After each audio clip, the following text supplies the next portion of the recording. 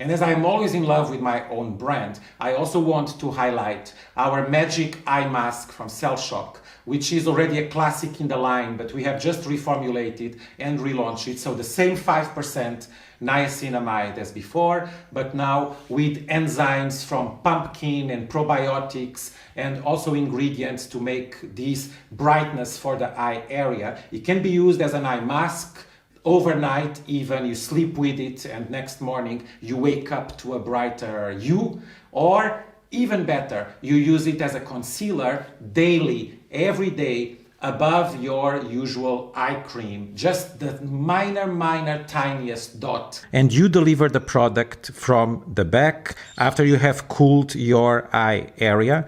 And this tiniest amount will be enough for you to conceal both eyes, all area around eyes, and that luminosity and that skincare benefit at the same time, which will just make the entire area much more luminous, and the benefits of 5% niacinamide. And the beauty of it is that you can have a concealer with niacinamide at the same time. So I really challenge you, skincare gurus and skincare obsessed people out there, troubled souls like me, just go out and try to find a concealer with 5% niacinamide.